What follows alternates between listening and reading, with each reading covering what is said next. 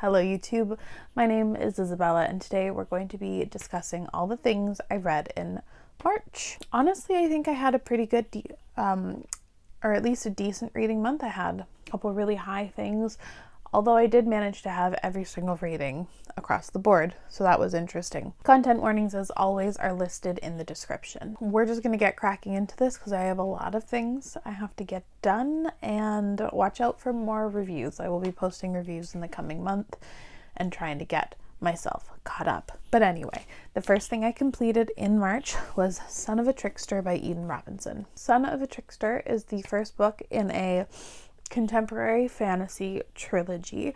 Focuses on this 16-year-old boy who keeps having really weird stuff happen to him, but because of other surrounding circumstances in his life, he doesn't actually kind of really take notice of it. He's dealing with some pretty heavy drug and alcohol abuse and a complicated relationship with his mother, so he doesn't quite clock that something weird is going on, and you get the first bit of his story. This book I liked a lot more in retrospect than the actual process of reading it. I found the writing to be unnecessarily jarring at times and super confusing.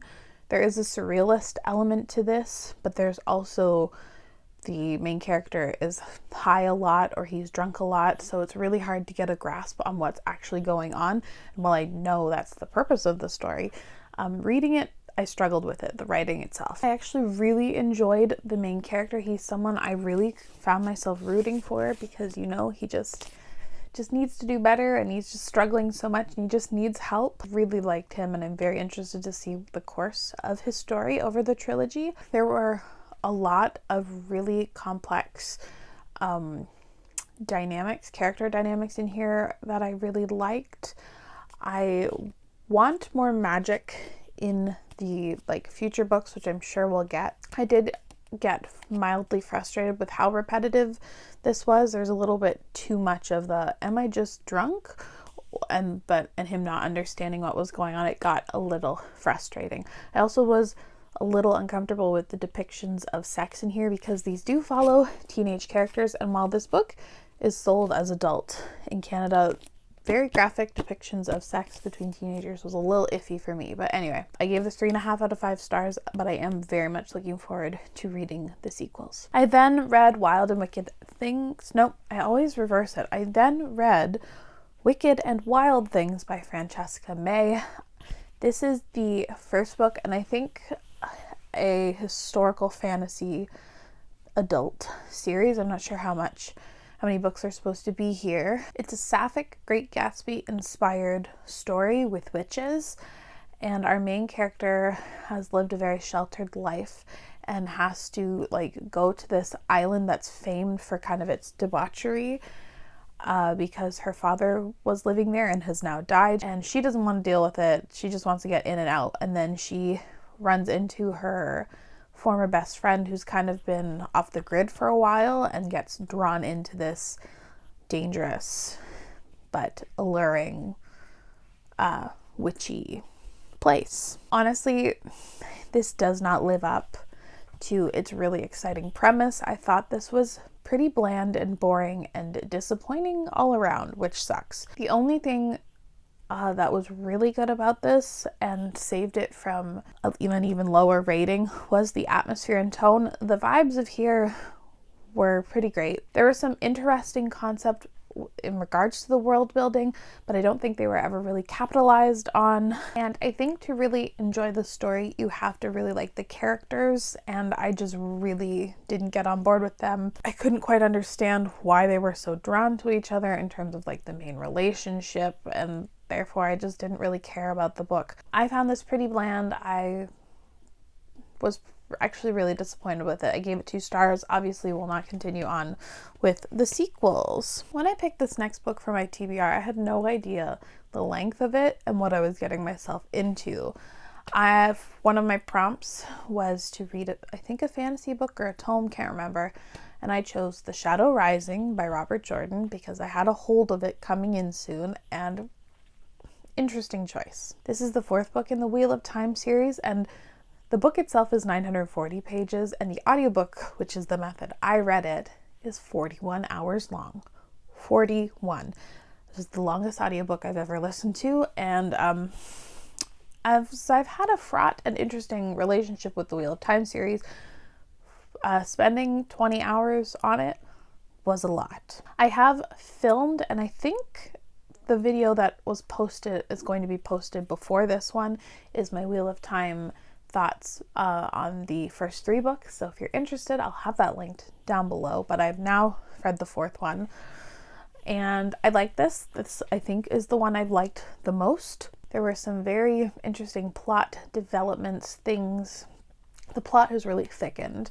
This series I find very difficult to review when not talking anything spoiler related. I got on board with some characters I didn't previously like. The events of the story, for the most part, I found interesting, and I really liked learning and having more tidbits in regards to the history in the world. The history of the world, I should say. And there were some big consequences and events at the end, which have made me interested to continue. I gave this 4 stars. Realistically, it should be like a 3.75, but I'm too lazy to change it now. Moving on. I then had the absolute pleasure of getting to reread a book I previously thought as a favorite, and it lived up for me, and that's Daughter of Smoke and Bone by Laini Taylor. I guess I read my old gross copy, and my nice ones are up there. So we're just gonna just keep this. It's fine. These covers are literally so ugly. I hate them so much. Anyway, I plan on doing a whole review for this, discussing it 6 years after I first initially read the story. So I'm going to save a lot of thoughts for it here. Needless to say, this has lived up. I love Laini Taylor, and you could see the seeds of her writing here and how she develops into writing like Strange the Dreamer. But her writing in here is still super great. I love these characters. I love the friendship. I love the romance, which is personally shocking to me. I love the world so much and how things are developed, and I just love the way this is written.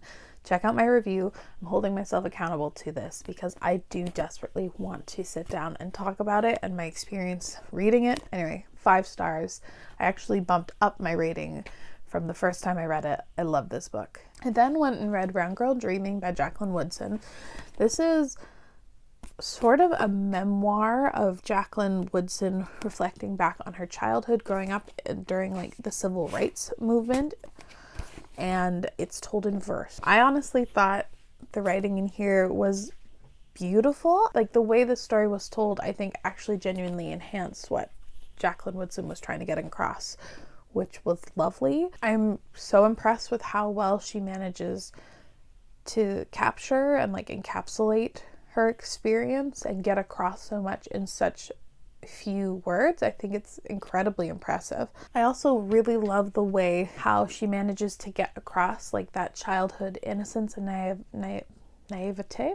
That's a hard word to say. But you can tell bigger things are going on in the background, and as an adult, like, you pick up on that stuff. But I think that, like, this is a middle grade story. I think it has appeal for all ages and could be meaningful for all ages interested in a story like this. I genuinely really enjoyed this because this is a memoir. I didn't rate it, but I really highly loved it and would love to read more from Jacqueline Woodson in the future. I don't know how, when picking my TBR for March, I managed to forget that my most anticipated release of the year, or one of them, was coming out, and I fully forgot to pick it like a moron. But I guess because it's audio only at this point in time. Why am I so tired? Okay, anyway, it's audio only currently, and we'll be getting a print run later on this year, but that is The River of Silver by S.A. Chakraborty. The Daevabad trilogy is my favorite series of all time. I love it to pieces. And if you don't know, this is a bind up of short stories that take place throughout the series. Some stuff I think takes place before, some takes place a little like and during and like after. And it was just such a nice experience. You get to see these characters in moments that aren't always like really difficult and painful. You get to see some joy. You gain some context into how other characters were feeling and get perspectives from other characters that aren't perspective characters in here, which I think is incredibly valuable. And I love the ending, getting to see the characters after the events of the trilogy and getting to see a little bit more joy and hopefulness, because the ending, there's a lot that goes on, obviously. The end of a epic fantasy trilogy. I gave this 4 stars. It was quite the treat, and I really want the physical copy. I forgot I owned this until I had a certain prompt I had to fulfill in March, and then it worked perfectly. But that's The Tea Dragon Society by Kay O'Neill. This is actually like a children's book.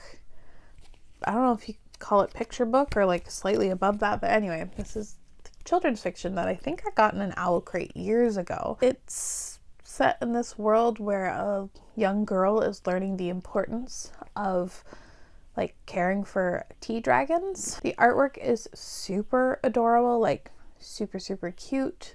The plot was short, like this is incredibly short, but I liked what we got. I'd like to continue on this series specifically to see the artwork and stuff, and like the little tea dragons are just so adorable, and I love that concept so much.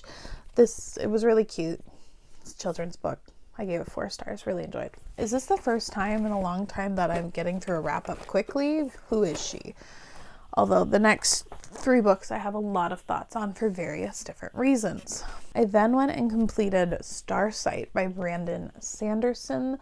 This is the sequel to Skyward, a book I really liked, young adult sci-fi. I feel like I've pitched it enough on my channel that you know what it's about. And also Brandon Sanderson, like most people know about his stuff. This might be a slightly controversial opinion, I'm not sure, but I think Sanderson might have wrote himself into a corner, which I don't think is something he normally does. And that's just the way that the story itself is told. The first book is first person perspective only from our main character Spensa. You don't get any other perspectives.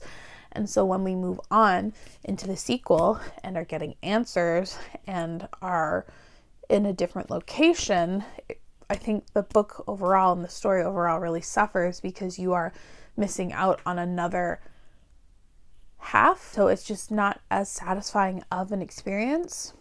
The first book, such a huge part of it was them developing a found family and learning to trust one another. And then when that's taken away, it's not quite fun. I did like, though, like the location change, learning a lot more about the world. I'm trying to say this without spoilers because there's some big reveals at the end of the first book, but I like learning more about the world, more about like the bigger conflict and like stuff going out. Everything really does, you do get a zoomed outward look on things.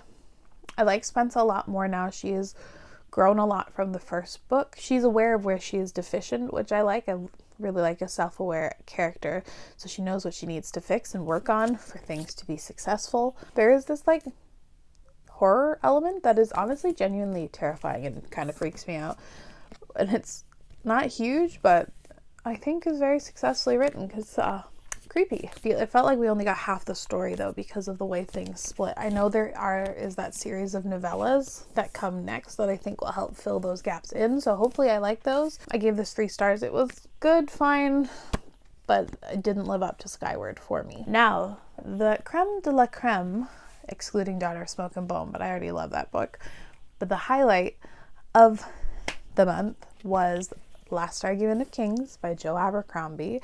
This is the 3rd and final book in the First Law trilogy, and I loved it. Holy shit, did I love it. I also am really hoping to do a trilogy discussion because I never reviewed the first one, and I was like, oh, I have thoughts. Abercrombie really is like that girl. He really he did the damn thing. I think this is one of the best finales I've read in a very long time. You get a lot of answers that are just so fitting for the series overall. I think where this ends is either really satisfying or very unsatisfying depending on the type of reader you are. His brand of cynicism really appeals to me, and I don't know what that says about me as a person, but really works for me. The stakes are very upped throughout the course of the story. I had no idea how this was going to be resolved, and then when you get certain answers, you're like, well, duh, of course things would happen that way. But throughout, I was constantly guessing, had no idea how the whole thing would shake out, like how were things going to be resolved. And once like the curtain kind of gets pulled back and you get all those answers, you're like, oh, this makes so much sense. Wow. You also kind of feel a little bit dumb, but I love his writing. The story is great. These characters are great. To be honest, I already would love to reread this series and pick up all the things that are like hinted to you. I know there's a lot of foreshadowing and a lot of stuff you miss, and having the context of knowing, I think, will make this series rise even more in my feelings.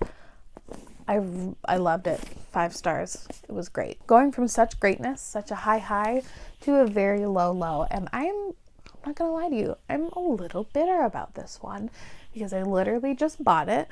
I really liked the second book, the sequel of this story, so when I was getting to the third, I was like, yeah, I'll buy it. I'm really gonna like it. It's been on an upward trend, and nope. I was so wrong. That's The Bronze Beast by Roshni Chokshi. I think I might have to break up with Roshni Chokshi at this point. I've read so many books by her and I've had such mixed feelings, and I just, at this point, I think I need to stop just for myself. This is the 3rd book in the Gilded Wolves trilogy. Gilded Wolves, that seems wrong. The first book I gave 3 stars. I really liked it. The second book I gave like 4 stars. It was such a high. I was so happy to have a Roshni Chokshi book that I really liked. Gave it like higher than a 3.5 stars. Was really happy with like the trajectory of things. And then we got to this book, and I'm kind of mad. I was already struggling with it as the story was going along. I felt like we were rehashing a lot of things that had already gone on. There were so many like flashback scenes to things that we already knew that were established, but we just get a different scene that is establishing like the same thing. Like we already know it. You're not letting your story breathe because it's like just inundated with flashbacks. That was frustrating. I also wasn't as much of a fan of like the puzzle elements. I thought like the mysteries and stuff were solved so easily. They just sat there and like would stare at the wall for a page or like, oh, I've got it. And I think they do that in the other ones too, but this one, it was very apparent. Honestly, this is one of the worst conclusions wrapping up a series that I've ever read. In terms of like the climax, like big things, whatever, it wasn't great. You don't really get many answers, like whatever, but like the end result of this, I don't know if I can put into words how bad it was. It honestly felt like insulting. I was like, that's really all that you could come up with, really? Well, I thought the other books were a lot more balanced in terms of the characters it focused on. This one definitely has 2 that it's focusing on and really kind of leaves the other ones to rot, which was irritating. And I think just the ending, the epilogue, like, was so bad. The epilogue itself was like insulting, and she doesn't even deign to give you answers to things as well, on top of it being so bad. So I gave this 1 star. I'm pretty bitter about this, bitter that I've finished out the whole series. Like this, it's annoying. It kind of colors the experience of the other books for me, which is always never fun. So I think I just filmed a wrap up in a record time for me. I think I did that honestly pretty quickly, which I'm impressed with. Let me know down in the comments below what you thought on any of the books I have discussed, and look out for some reviews because I'm finally going to be doing those again. But as always, thank you so much for watching. I really appreciate it, and I'll see you again very soon. Bye.